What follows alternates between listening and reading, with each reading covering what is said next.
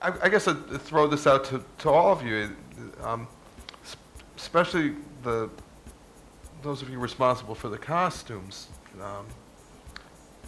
How did you get, the look and know the colors? We think of that period as black and white. This is in the research you have to do, and I have to think the clothing from the period. How do you know how Nucky dresses? It is true that most of the research documents that we had to look at, photos and film, were black and white, so we couldn't actually see the color of the clothing. But we do, there is enough of it that still exists that we were able to at least see what the popular colors were, what the combinations.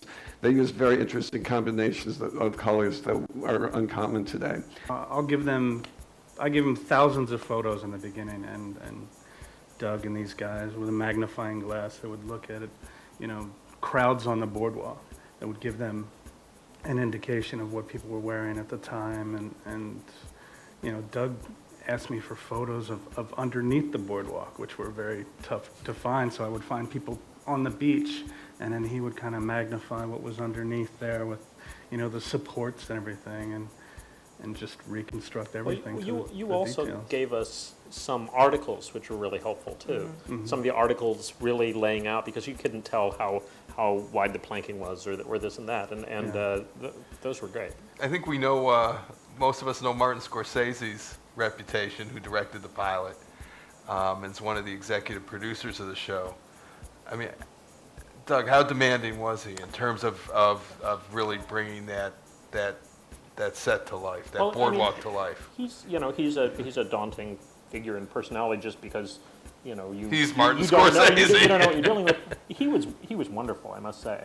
He from the initial sort of meeting about the models and the development, he was involved in the conceptualization of the set, and really gave us feedback that was very helpful. But he definitely, Martin Scorsese and gangsters, that's you don't have anybody that's more of an expert than that. So. I think people often wonder when they're at that point in their lives thinking about getting into this business, how do you get there? How do you do it? It's not just like becoming an accountant or an engineer, where it's kind of a linear path. Maybe, Lisa? I have a BFA in filmmaking. I was, writing, wanted to direct and make indie films, and I actually went in a production direction for a while, and I was even associate producing and doing independent films, and I just was miserable. And I wanted to I wanted to do costumes, and I always feel like you should always listen to your inner voice. Everybody's born with a certain penchant, I believe, to do something, Sure.